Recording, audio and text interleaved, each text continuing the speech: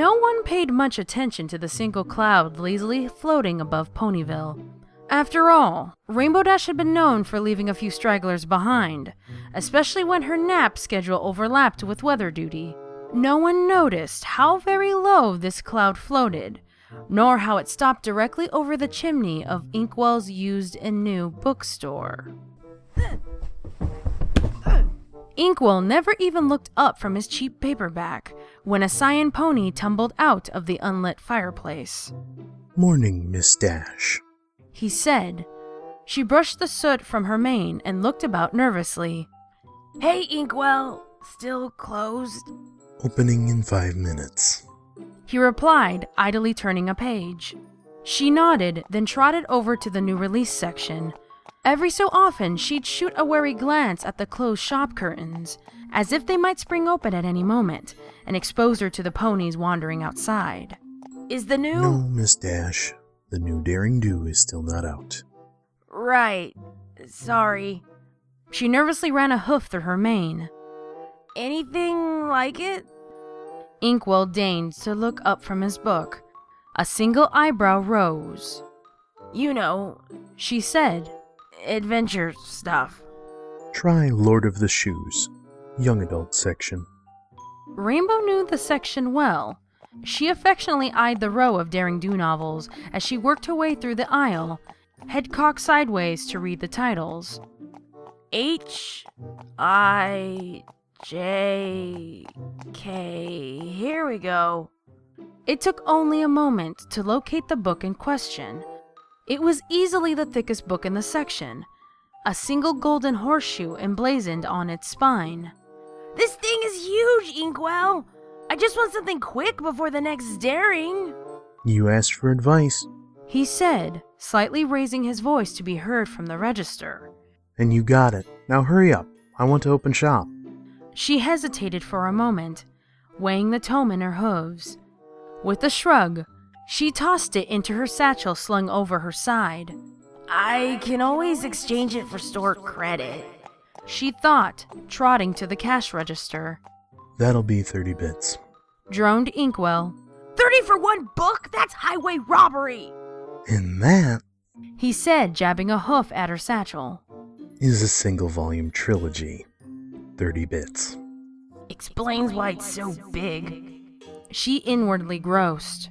She hadn't planned on dropping so many bits that morning, and snapped the coins onto the countertop with more force than necessary. She moved to the fireplace, crawled in, and shot a parting remark over her shoulder before zipping out of sight. 10 bits for a book is still a ripoff!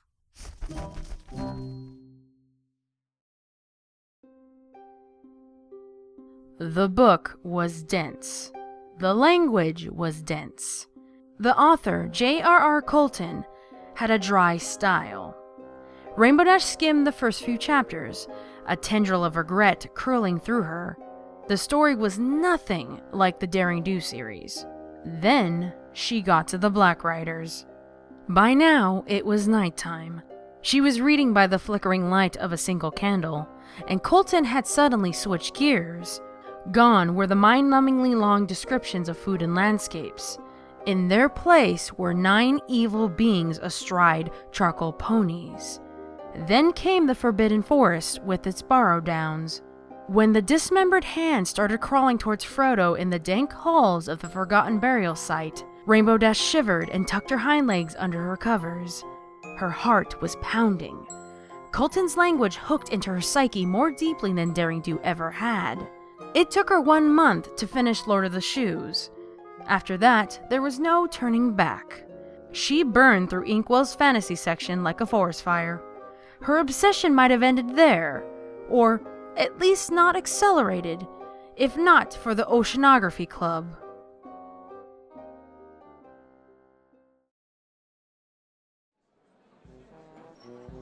Rainbow had just finished kicking the last cloud out of existence over Ponyville when she spotted the hubbub. A modest crowd was seated around an outdoor theater, watching a harpoon-yielding pony scream his head off. Naturally, she flew down to take a look. She had enough time to give the nearby sign a once-over. "Welcome, blah blah, Irvin Melville, blah blah blah." Moby Dick. Before the pony on stage raised his voice to ear-shattering levels. I grin at thee, grinning whale! Come taste of my steel! On cue, a massive gelatinous white whale, a masterful realistic piece of puppetry, entered stage right. The actor, looking as crazed as Ahab himself, chucked his spear directly into the beast's snout. Dozens of gallons of high-pressurized fake blood squirted over the insanely laughing actor, the stage, and the suddenly screaming audience. Thus was Rainbow introduced to the classics. It was, needless to say, love at first sight.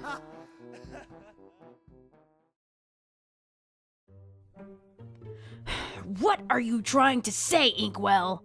I'm trying to say there's nothing new since yesterday. Rainbow's eyelid twitched. I swear, if you're holding out on me... Inkwell nervously felt around underneath the countertop, never taking his eyes off the mare in front of him. I might have an early release of the newest Daring Do. Here. He slid a somewhat thin book across the counter. Rainbow snatched it up and started flipping through the pages, only to toss it aside. Weak. She muttered to herself. What? She slammed a hoof onto the countertop. This thing's weak as hay! I'm sorry? She ran a twitchy hoof through her mane. Nah, it's cool. We're cool. She trotted to the chimney and spread her wings. Call me when you get some stronger stuff.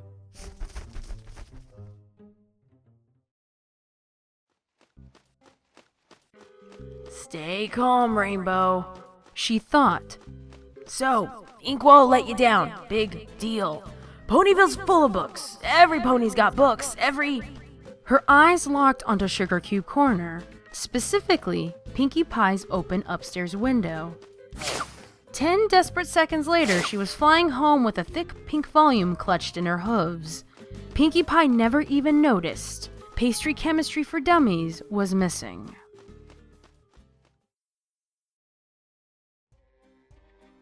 Rainbow Dash flipped through Applejack's copy of The Practical Farmer's Guide to Small Engineer Repair for the second time.